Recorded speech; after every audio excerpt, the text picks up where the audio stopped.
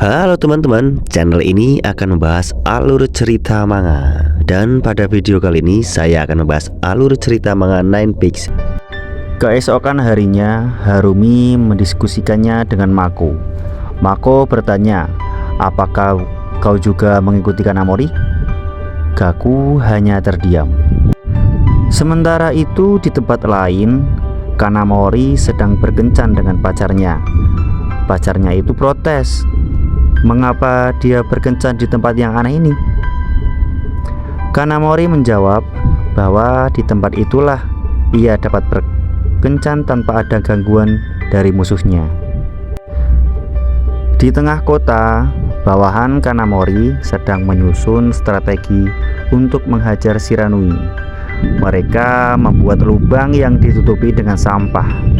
Mereka berencana apabila Shiranui datang, dia akan terperosok ke galian itu dan langsung bisa dihajar oleh mereka. Dua pecundang bawahan Kanamori berkata bahwa ia telah membuat jebakan ini sampai larut malam, dan ini pasti akan berhasil karena Shiranui selalu melewati taman itu. Salah seorang bawahan Kanamori menceritakan kengerian Shiranui saat masih SMP. Ia menghajar anak-anak SMP di tempatnya sendirian. Ia melawan banyak orang dan berhasil menang dengan semua darah musuhnya di wajahnya. Dua pecundang itu pun ketakutan. Satu bawahan Kanamori yang lain juga bercerita tentang rumor Shiranui. Ia bercerita bahwa Shiranui telah menghancurkan semua geng-geng motor di tempat ia berada, hingga tempat itu pun menjadi sepi. Salah satu pecundang itu pun mencoba menenangkan teman-temannya bahwa itu hanyalah rumor. Tiba-tiba dia berkata bahwa perutnya sakit. Sebenarnya perutnya itu tidak sakit. Dia hanya ketakutan melawan Shiranui. Satu pecundang lainnya bernama Nagamatsu merasa ketakutan. Tiba-tiba dia ingin kabur dengan alasan ingin mengembalikan video yang ia pinjam di toko itu. Dan hari itu juga tokonya akan tutup. Tapi saat dua pecundang itu kabur untuk meninggalkan teman-temannya, tiba-tiba di depannya ada Shiranui yang datang dengan sendirian. Dua pecundang itu pun berbalik arah dan kembali ke teman-temannya sambil berkata, "Shiranui datang! Oi, Shiranui datang, oi!" Temannya di lokasi itu kaget dan berkata, "Hei, lihat siapa yang kembali." Satu bawahan Kanamori berteriak, "Tunggu, tidak, tunggu, berhenti, jangan melewati jalur itu." Dan dua pecundang itu terperosok ke dalam jebakan yang mereka gali sendiri. Dari atas galian itu Shiranui berkata, "Hei, apa kalian baik-baik saja?" Dan saat dua pecundang itu keluar dari galian yang mereka gali sendiri, mereka melihat teman-temannya sudah terkapar dihajar Shiranui. Dan mereka percaya bahwa rumor tentang Shiranui memang benar adanya. Dan saat Shiranui meninggalkan mereka, tiba-tiba ada yang memanggilnya. Ternyata mereka dari sekolah Hagyo. Shiranui berkata, "Ada urusan apa Hagyo mencariku?" Pemimpinnya langsung menyuruh anak-anak Hagyo untuk menyerang Shiranui. Dua pecundang itu pun ketakutan. Sementara itu di tempat lain, Harumi baru saja menonton bioskop dan dia memutuskan untuk singgah ke warung udon. Karena tempatnya penuh dengan pelanggan, Harumi terpaksa berbagi tempat duduk dengan yang lain. Dia kaget, ternyata ada Wagatsuma di sana. Di tempat lain, Shiranui sedang menghajar anak-anak Hagyo sendirian. Ia menendang dan bertarung seperti sedang bermain-main. Pentolan Hagyo berkata, "Sial, 10 orang dan dia hanya 1 orang. Jangan main-main, serang dia." Shiranui menghajar semua anak-anak Hagyo. Dua pecundang dan bawahan Kanamori yang lainnya hanya duduk menonton. Shiranui adalah monster. bawahan Kanamori pun mengagumi Shiranui. Shiranui telah menghancurkan seluruh anak-anak Hageo, dan sebelum pergi meninggalkan mereka, Shiranui memerintahkan anak buah Kanamori untuk mengisi lagi lubang yang mereka gali. Sementara itu di warung udon, Harumi sedang makan bersama Wagatsuma. Mereka berdua berbicara tentang udon. Harumi berpikir bahwa Wagatsuma ini orangnya pendiam, tapi kalau soal makanan, dia mau berbicara.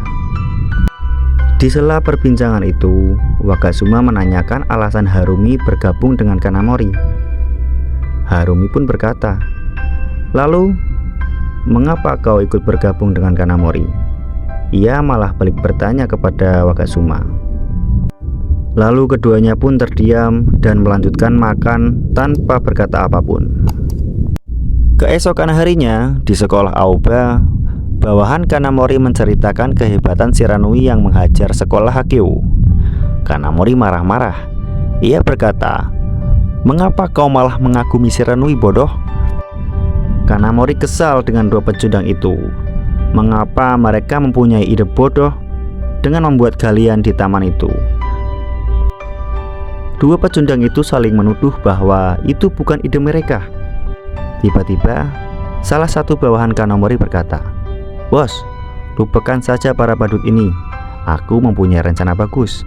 Mari coba saja. Dengarkan aku. Bagaimana kalau kita menyembunyikan jaring di tempat yang Shiranui selalu lewati dan menangkapnya, lalu memukulnya?"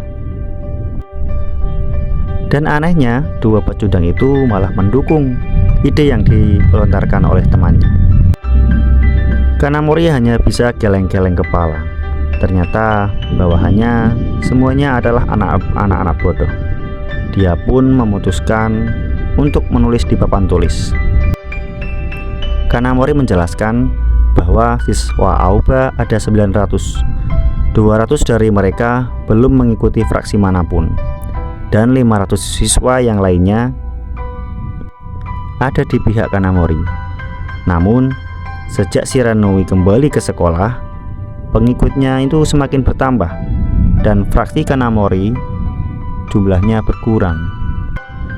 Kanamori berpikir, jika lebih lama lagi, maka akan banyak orang yang mengikuti Shiranui. Satu-satunya orang yang bisa diandalkan Kanamori hanya Wagatsuma dan Harumi. Dan Harumi pun datang ke ruangan itu. Kanamori bertanya, "Di mana Gaku? Bukankah kau mengajaknya untuk mengikutiku?" Harumi berkata, dia tidak akan terlibat dalam pertarungan ini. Kanamori pun kaget.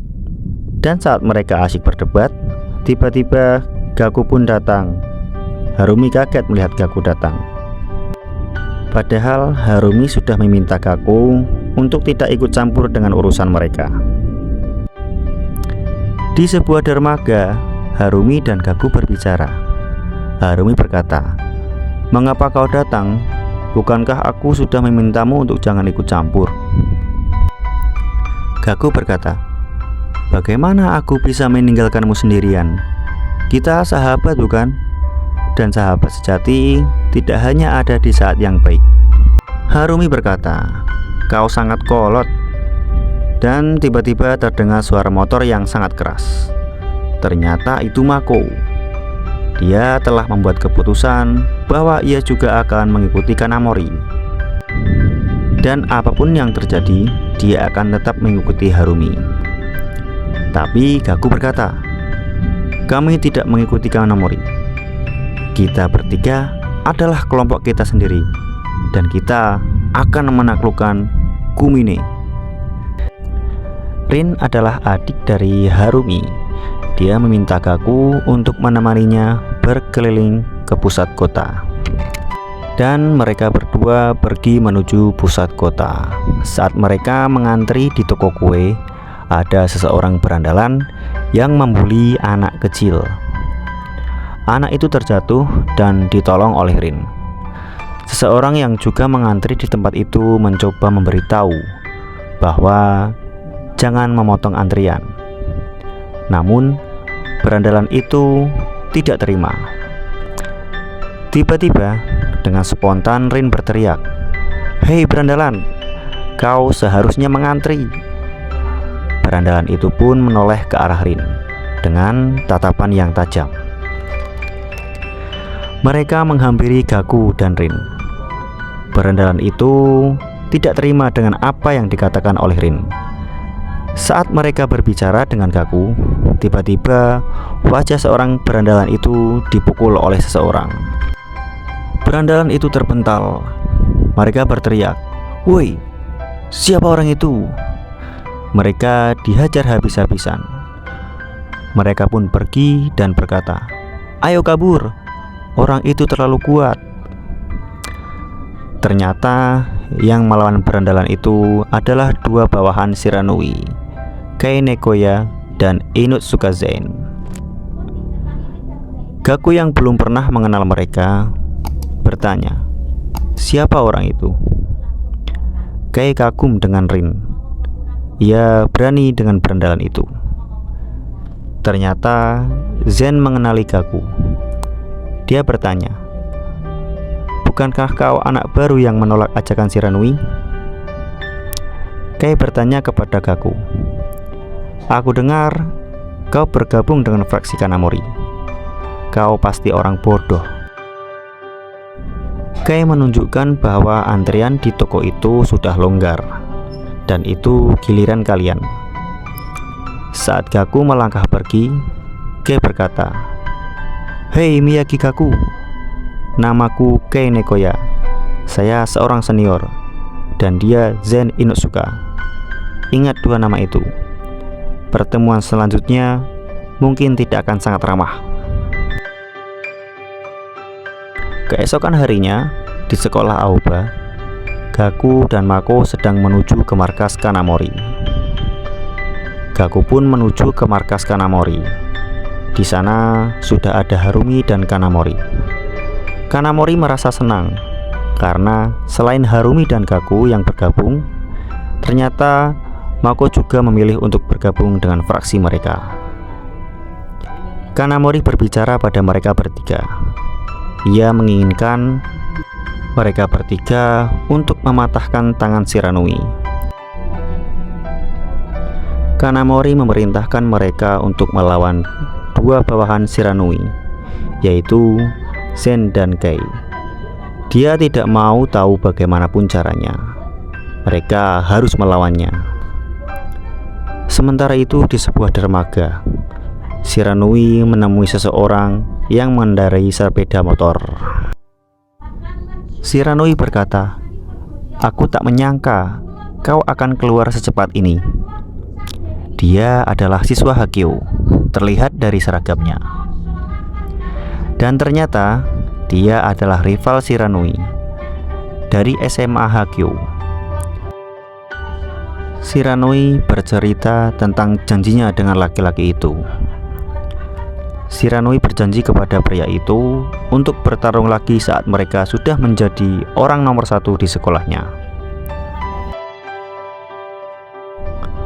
Orang itu mengeluarkan sebotol minuman kemasan dan tanpa berkata satu kata pun, dan dia pergi meninggalkan Shiranui. Shiranui berkata, "Hei, mau pergi kemana kau?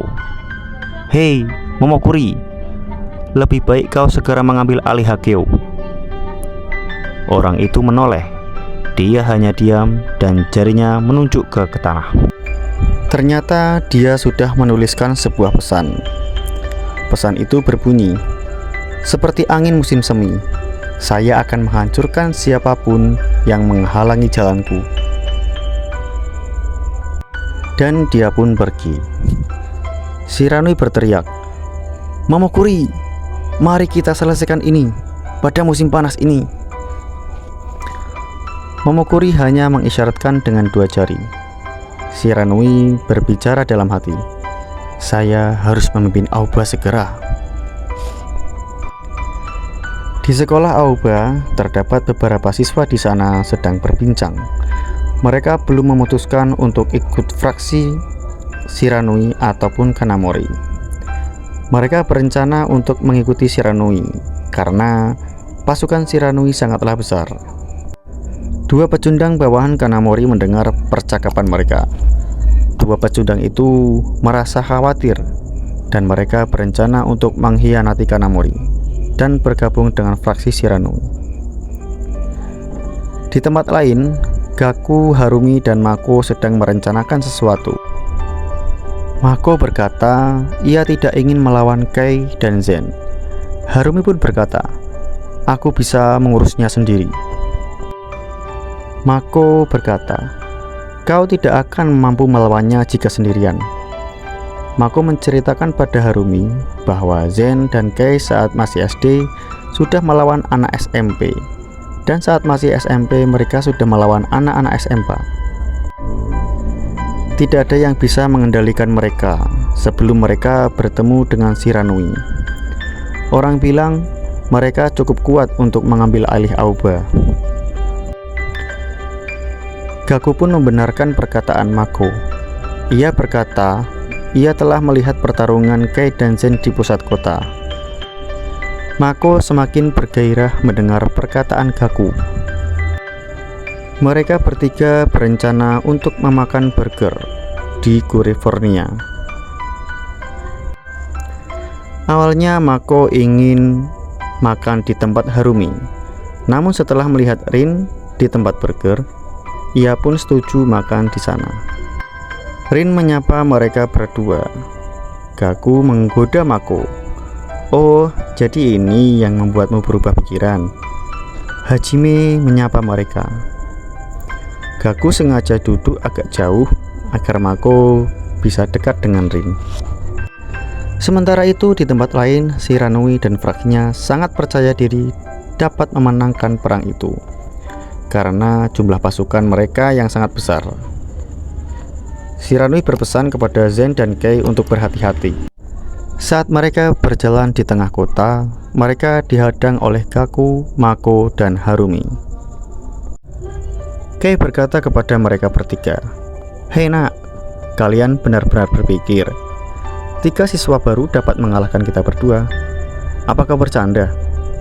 Mako mendengar itu sangat bersemangat untuk bertarung dengan mereka berdua. Beberapa jam sebelum mereka menyerang Kei dan Negoya, di sana terdapat mereka bertiga bersama Kanamori. Kanamori mempunyai rencana untuk mereka. Pada hari libur, fraksi Shiranui selalu makan siang di tempat yang sama, dan mereka harus menyerang Kei dan Zen dalam perjalanan pulang. Kei dan Zen selalu mengambil rute yang sama di sepanjang sungai, dan di sana ada bangunan kosong. Di bangunan itu mereka harus menghancurkan Kei dan Zen. Setelah kedua kelompok itu saling berhadapan, Kei berkata, "Aku tidak menyangka kita akan bertarung secepat ini." Mako mengikat rambutnya dan siap untuk bertarung. Tiba-tiba Mako langsung berlari ke arah Kei. Dia melompat sangat tinggi ke arah Kei dan Zen dan mencoba memukul Kei dari arah depan. Kei dapat menghindar dan Mako mendapat pukulan keras dari Zen. Dari arah bawah, Kei melakukan uppercut. Mako diserang bertubi-tubi oleh mereka. Dan saat mereka akan melakukan serangan pamungkasnya, Gaku dan Harumi menahan serangan mereka berdua. Kei berkata, "Mari kita bertaruh. Jika kalian kalah, kalian harus mengikuti Shiranui. Satu sudah kalah, tinggal kalian berdua."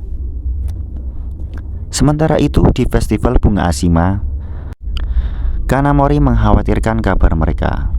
Parahnya, dia malah berkencan saat Harumi sedang berjuang.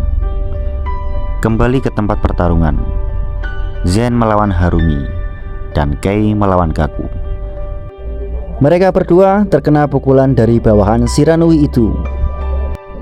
Harumi mengakui bahwa kedua orang ini benar-benar kuat. Sementara itu, Mako masih pingsan dan membayangkan Rin sedang membalas cintanya. Di mimpinya, Rin mempunyai rambut yang sama dengan Mako. Dia pun terbangun dari mimpinya. Di sana, ia melihat Gaku sedang dihajar oleh Kei. Kombinasi serangan Zen dan Kei memang yang terbaik. Hal itu mampu membuat Gaku terpojok. Harumi juga merasakan hal yang sama dengan Gaku. Ia dibuat kewalahan oleh serangan dua mod itu. Mako berpikir, ini bukan lawan yang seimbang. Kei dengan mudah menghindari serangan Gaku. Serangan kombinasi itu kembali menghancurkan Gaku. Mako berkata, saat kamu menyerang dengan 1 lawan 1, mereka menyerang secara bergantian. Dan saat kamu menghindar, ada satu lagi yang menyerangmu. Tidak ada cara untuk menghindar dari itu. Kei dan Zen sangatlah luar biasa. Mereka telah bertarung bersama setiap hari sejak mereka cukup umur untuk berjalan. Dan karena itu, mereka bertarung dalam harmoni yang sempurna. Mako hanya terdiam mengagumi Kei dan Zen. Mako mencoba kembali berdiri untuk bertarung lagi. Namun, ia sudah tidak bisa bergerak. Mako berteriak, "Harumi, Gaku, mulailah untuk bekerja sama." Harumi dan Gaku baru saja mengenal beberapa minggu yang lalu. Itu tidak cukup untuk menjadi dasar untuk kerjasama yang baik. Kei berkata, "Maaf tentang liburanmu. Sepertinya kau akan menghabiskannya di rumah sakit." Gaku berpikir, apakah ini akhir dari jalannya? Bahkan ketika ia dapat menghindari serangan Kei, ada Zen yang siap menyerangnya. Kalau saja Harumi bisa menyesuaikan serangannya dengan gerakan Gaku. Dan tiba-tiba, jap! Serangan kombinasi Zen dan Kei dapat dipatahkan oleh gerakan Harumi. Kei pun kaget, dan itu kesempatan Gaku untuk menghajar Kei. Gaku berkata dalam hati, apakah dia merasakan apa yang saya pikirkan? Kei dan Zen yang menerima serangan itu terlihat mulai serius. Zen dan Kei saling menatap. Mereka berlari menghampiri Harumi dan Gaku. Namun serangan keduanya dapat dipatahkan oleh Gaku dan Harumi. Harumi dan Gaku saling menatap. Mako kaget, apa yang barusan terjadi? Ini aneh, tapi seolah-olah Harumi dan Gaku mempunyai sebuah ikatan yang baik. Kei terpojok. Harumi dan Gaku melakukan serangan kombinasi terhadap Kei. Dan saat Zen ingin menyerang, Gaku mendorongnya dan dia dipukul oleh Harumi. Harumi merasa ia baru saja mengenal Gaku, tapi dia merasa dia berteman dengan Gaku sudah lama dan bertarung bersama sepanjang hidupnya. Gaku mengingat di tahun 2022 saat Harumi menjadi ayahnya. Mereka seperti minyak dan air. Tapi di masa ini, mereka dapat kompak dan bertarung bersama. Kei mencoba menyerang lagi, namun usaha itu kembali gagal. Ia terlempar sangat jauh. Mako kaget dengan pertarungan mereka. Kembali flashback saat Kei dan Zen pertama kali bertemu dengan Shiranui saat kelas 1 di Aoba. Kei bertanya, katanya kau pemimpin Aoba. Kami akan menaklukkan kota Kumine dan kau menghalanginya. Silakan mati. Sementara itu Shiranui menerima tantangan itu. Kei dan Zen dibantai oleh Shiranui. Mereka seperti bertemu dengan iblis. Dan saat itu juga Shiranui mengajak Kei dan Zen untuk menaklukkan Kumine bersamanya. Kei mulai dalam mode serius. Ia melepas kacamatanya. Zen berkata, waktunya menempatkan berandalan ini ke neraka. Zen menghampiri Gaku. Gaku mencoba memukul Zen, tapi Zen bahkan tidak menghindarinya. Zen mendorong Harumi dan Gaku hingga terjatuh, dan Kei melompat dan menghantam Harumi. Harumi mengerang kesakitan, dan sekarang giliran Gaku yang mendapat serangan itu. Namun sebelum Kei menendang Gaku, Mako melompat dan menubruk Kei. Dan itu pertarungan antara Mako dan Kei. Namun tiba-tiba Zen dari belakang menyerang Mako. Mako sudah tidak dapat menghindar. Ia mendapat tinjuan keras dari Zen. Mako terpental jauh sekali. Ia terlihat pingsan. Gaku berteriak, "Mako, apa kau baik-baik saja?" Mako menjawab sambil mengisyaratkan ia baik-baik saja. "Tolong sisanya selesaikan ya." Menyerang Mako dari belakang membuat Gaku kesal dengan Zen. Dia bersiap untuk memukul Zen. Namun sebelum itu terjadi, ia dikejutkan oleh Harumi yang tiba-tiba menendang Zen. Harumi berkata, "Yang satu ini untuk Mako." Mako sudah pingsan terlalu lama. Dia tak mengingat apa yang sedang terjadi.